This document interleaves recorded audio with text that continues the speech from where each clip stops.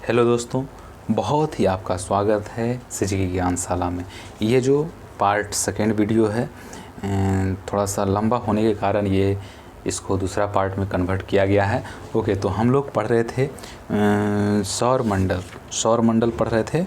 Okay, तो उसमें हम लोग जान चुके थे कहाँ तक, तो जान चुके थे आपका मंगल मार्स तक जान गए थे। और हम लोग अब से जानेंगे शनि का इंग्लिश होता है SATURN। ओके, अब देखिए, सबसे बड़ी बात है कि आप कितना पैसेंस के साथ और कितना पैसेंस के साथ आप पढ़ रहे हैं। ओके, चलिए, कोई बात नहीं है, आप मेहनत कीजिए, आपका सफलता जरूर कदम चूमेगा। ओके, चलिए, यह आकार में दूसरा सबसे बड़ा ग्रह कौन? शनि। यह आकाश में पीले तारे के समान दिखाई पड़ता है। इसकी विशेषता है इसके तल के चारों ओर वलय का होना। वलय की संख्या 7 होता है। वलय का मतलब क्या होता है? मोटी प्रकाश वाली कुंडली। ओके, शनि का सबसे बड़ा उपग्रह टाइटन होता है शनि का। और जो सौर मंडल का दूसरा सबसे बड़ा उपग्रह है, यह आकार में बुध के बराबर है। टाइटन की खोज 1665 में डेनमार्क के खगोल शास्त्री क्रिश्चियन हाइजून ने की। यह एकमात्र ऐसा उपग्रह है जिसका पृथ्वी जैसा स्वयं का सघन वायुमंडल है। फोबे नामक शनि का उपग्रह इसकी कक्षा में घूमने की विपरीत दिशा में परिक्रमा करता है। ओके, चलिए, अगला जो है अरुण को बोलते हैं यूरेनस बोलते हैं, अरुण को यूरेनस बोलते हैं। ओके, आप अच्छी तरह से आप देखते जाइए, बहुत ही इम्पोर्टेंट बातें आपको पॉइंट वाइज पॉइंट दिया गया है। ओके, अरुण यह आकार में तीसरा सबसे बड़ा ग्रह है। इसका तापमान लगभग 215 डिग्री सेल्सियस है। इसकी खोज 1781 ईस्वी में विलियम हर्शेल द्वारा की गई। इसके चारों ओर 9 बलियों के 5 बलियों का नाम अल्फा, बीटा, गामा, डेल्टा एवं एप्सिलॉन है। यह अपने कक्ष पर पूर्व से पश्चिम की ओर शुक्र के समान दक्षिणावर्त घूमता है, जबकि अन्य ग्रह पश्चिम से पूर्व की ओर वामावर्त में घूमते हैं। वामावर्त किसको बोलते हैं? पश्चिम से पूर्व जाएगा, इसको वामावर्त पश्चिम से पश्चिम की ओर, पूर्व से पश्चिम की ओर जा रहा है, उसको बोलेंगे दक्षिणावर्त। और पश्चिम से पूर्व जाएगा, उसको वामावर्त मीन्स उत्तर की ओर। अच्छा, ठीक है। यहाँ सूर्योदय पश्चिम की ओर एवं सूर्यास्त पूर्व की ओर होता है।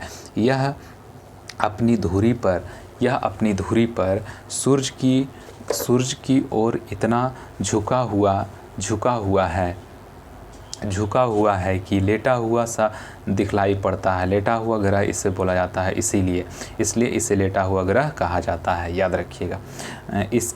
इसके सभी उपग्रह भी पृथ्वी की विपरीत दिशा में परिक्रमण करते हैं। इसका सबसे बड़ा उपग्रह टाइटेनियम इसका सबसे बड़ा उपग्रह। Varun means Neptune, NEPTUNE, Neptune. इसकी खोज 1846 ईस्वी में जर्मन खगोलज्ञ जहान गाले ने की है। नई खगोलीय व्यवस्था में यह सूर्य से सबसे दूर स्थित ग्रह है। यह हरे रंग का ग्रह है। इसके चारों ओर अति शीतल मीथेन का बादल छाया हुआ है। इसके उपग्रहों में ट्रिटॉन प्रमुख है। पृथ्वी मीन्स EARTH, अर्थ। अब देखते हैं हम लोग अर्थ के बारे में, ठीक है। अर्थ क्या है, इसमें हम लोग बहुत ही अच्छी बातें जानेंगे। यह आकार में पांचवा सबसे बड़ा ग्रह है। यह सौरमंडल का एकमात्र ग्रह है जिस पर जीवन है। इसका विषुवतीय व्यास 12,756 किलोमीटर और ध्रुवीय व्यास 12,714 किलोमीटर है। पृथ्वी अपने अक्ष पर 23.1 दो झुकी हुई है, मीन्स 23.5 डिग्री पर झुकी हुई है। यह अपने अक्ष पर पश्चिम से पूर्व 1610 किलोमीटर प्रति घंटा की चाल से 23 घंटे 56 मिनट और 4 सेकंड में एक चक्कर पूरा कर लेता है। पृथ्वी की इस गति को घूर्णन या दैनिक गति कहते हैं। इस गति से दिन रात होते हैं, इसी गति से आपका दिन रात होता है।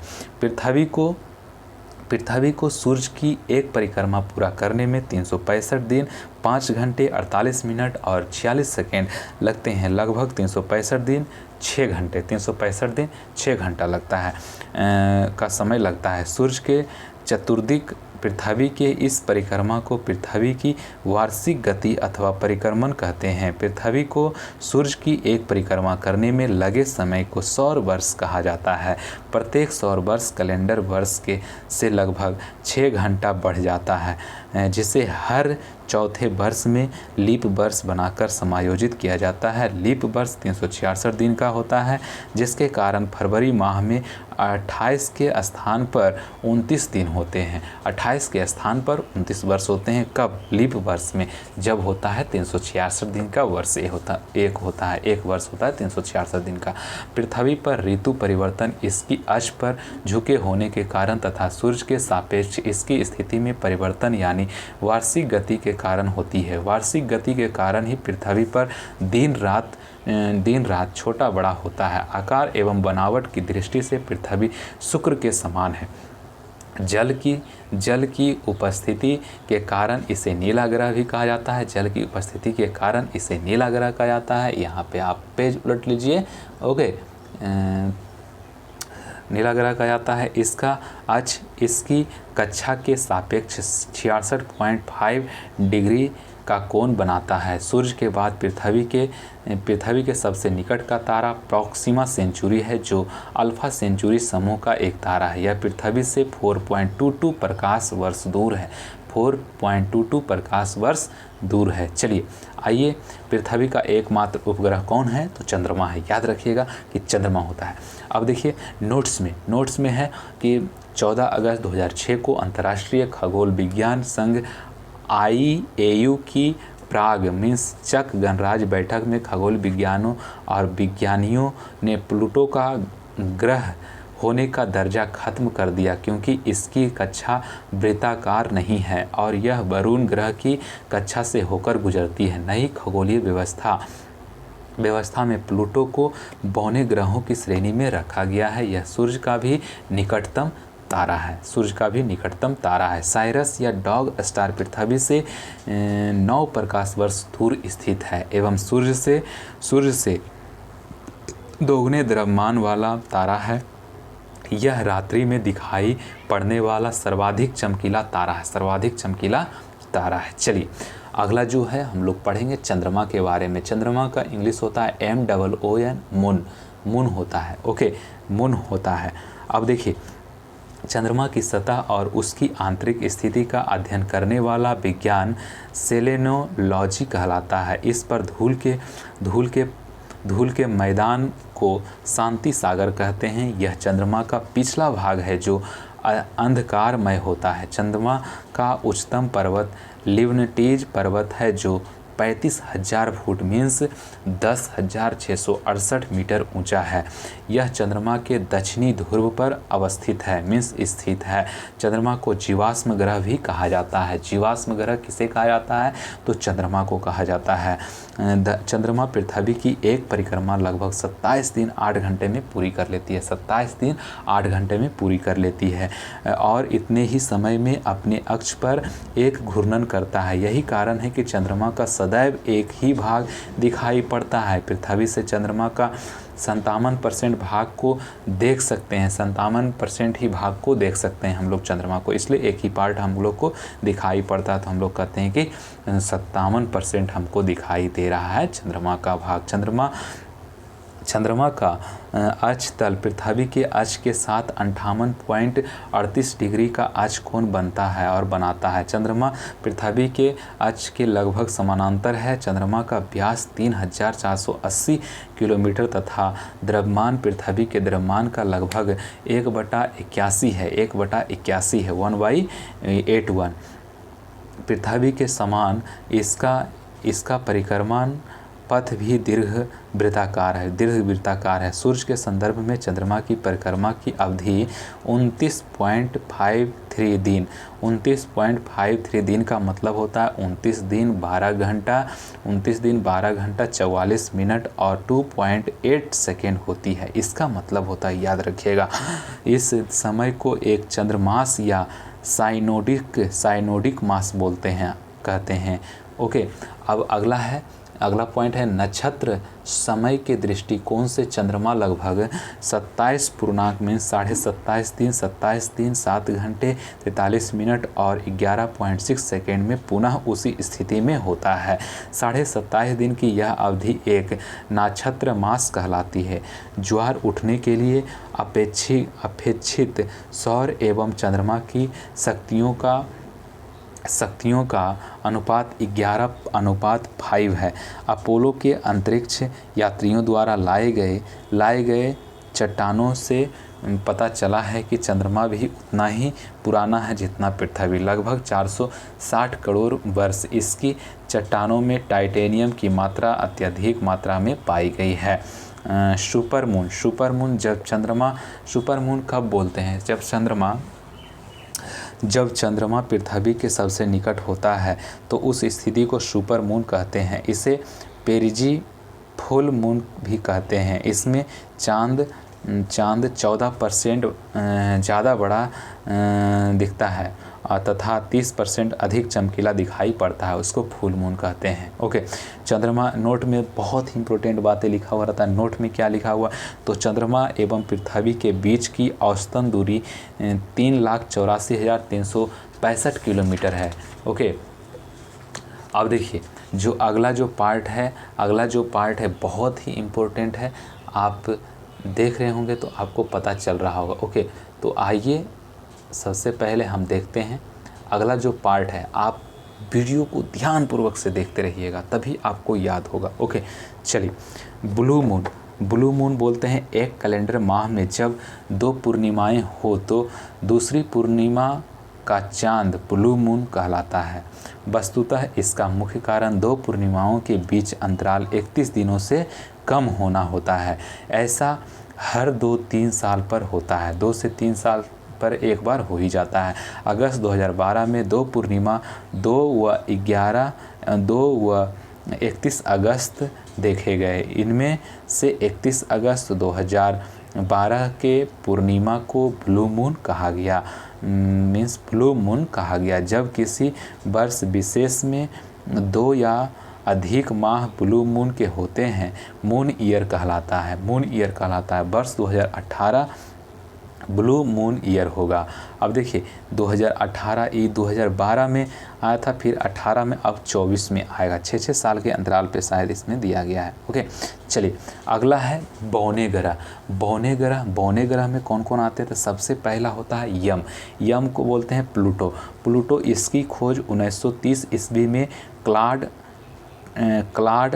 टाम्बो ने की थी। अगस्त 2006 की IAU की प्राग सम्मेलन में ग्रह कहलाने के मापदंडों पर खरे नहीं उतरने के कारण यम को ग्रह की श्रेणी से अलग कर बौने ग्रह की श्रेणी में रखा गया। यम को ग्रह की श्रेणी से निकाले जाने का कारण है पहला, आकार में चंद्रमा से छोटा होना। ओके, दूसरा है इसकी कक्षा का वृत्ताकार नहीं होना। तीसरा है वरुण की कक्षा को काटना। ओके, अगला पॉइंट है IAU ने इसका नया नाम 1,34,340 रखा है। ओके, अगला जो है सेरस बौने ग्रह में अगला ग्रह है सेरस। इसकी खोज इटली के खगोल शास्त्री पियाजी ने किया था। IAU की नई परिभाषा के अनुसार इसे बौने ग्रह की श्रेणी में रखा गया है, जहां इसे संख्या 1 से जाना जाता है। इसका व्यास बुध के व्यास का 1/5 भाग होता है। अन्य बौने ग्रह है चेरॉन एवं 2003 में UB 313 इरिस खोजा गया था। और अगला है बौने ग्रह में लघु सौरमंडल पिंड बहुत ही इम्पोर्टेंट है, लघु सौरमंडल पिंड। ओके,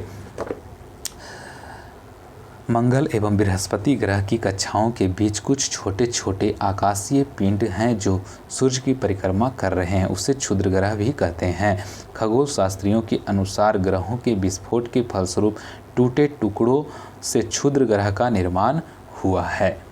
बहुत ही इम्पोर्टेंट है। क्षुद्र ग्रह जब पृथ्वी से टकराता है तो पृथ्वी के पृष्ठ पर विशाल गर्त बनता है। महाराष्ट्र में लोनार झील ऐसा ही एक गर्त है, महाराष्ट्र में लोनार झील। अगला जो है पॉइंट है फोरवेस्टा, एकमात्र क्षुद्र ग्रह है जिसे नंगी आंखों से देखा जा सकता है। तो क्वेश्चन बन सकता है कि नंगी आंखों से कौन सा क्षुद्र ग्रह को देखा जा सकता है? तो फोरवेस्टा। धूमकेतु कोमेट सौरमंडल के छोर पर बहुत ही छोटे छोटे अरबों पिंड विद्यमान हैं जो धूमकेतु या पुच्छल तारे कहलाते हैं। यह गैस एवं धूल का संग्रह है जो आकाश में लंबी चमकदार पूंछ सहित प्रकाश के चमकीले गीले के रूप में दिखाई देते हैं। धूमकेतु केवल तभी दिखाई पड़ता है जब वह सूर्य की ओर अग्रसर होता है, क्योंकि सूर्य किरणें इसकी गैस को चमकीला बना देती है। धूमकेतु की पूंछ हमेशा सूर्य से दूर होता दिखाई देता है। हैले नामक धूमकेतु का परिक्रमण काल 76 वर्ष है। यह अंतिम बार 1986 में दिखाई दिया था। अगली बार यह 1986 + 76 मीन्स 2062 में दिखाई देगा। 2062 में हैलो नामक धूमकेतु का परिक्रमण काल 76 वर्ष का होता है। अभी दिखाई देगा 2062 में, 1986 में ये दिखाई दिया था। धूमकेतु हमेशा एक टिकाऊ नहीं होते हैं, फिर भी प्रत्येक धूमकेतु के लौटने का समय निश्चित होता है। अगला जो है अगला पॉइंट में हम लोग देखेंगे, क्या देखेंगे तो है धूमकेतु हम लोग देख चुके हैं। उल्का देखेंगे, उल्का मेटोर्स बोलता है उल्काएं प्रकाश की चमकीली धारी के रूप में दिखते हैं जो आकाश में क्षण भर के लिए दमकती है और लुप्त हो जाती है। उल्काएं क्षुद्र ग्रहों के टुकड़ों तथा धूमकेतु द्वारा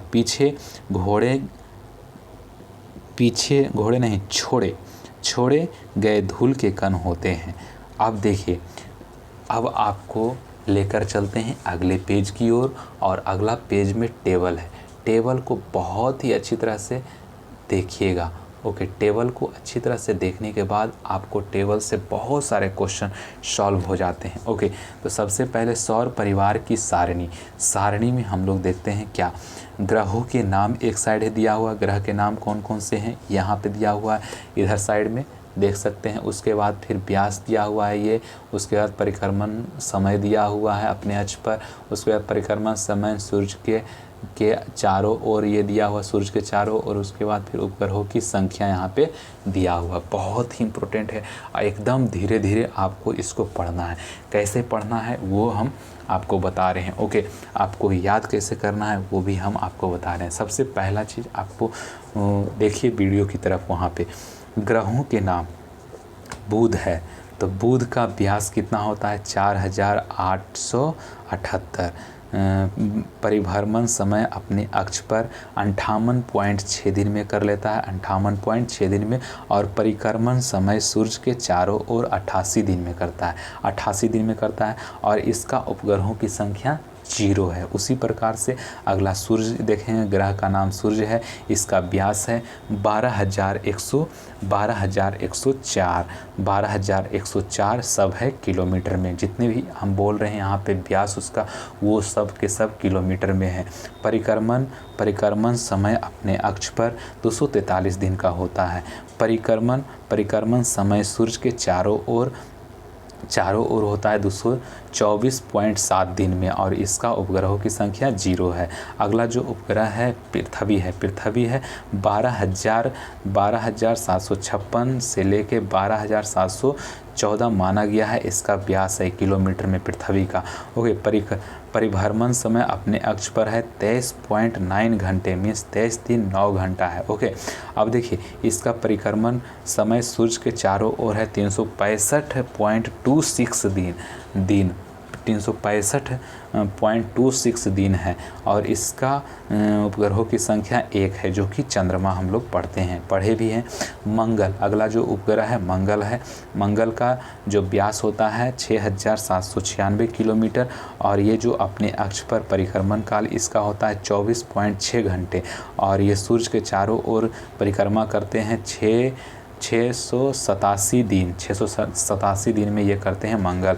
और इसका जो है उपग्रहों की संख्या 2 है, मंगल का 2 भी, और पृथ्वी का 1 था।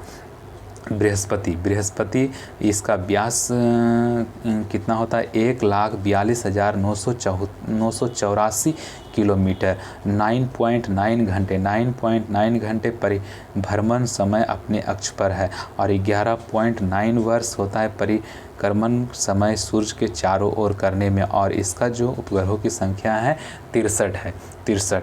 और शनि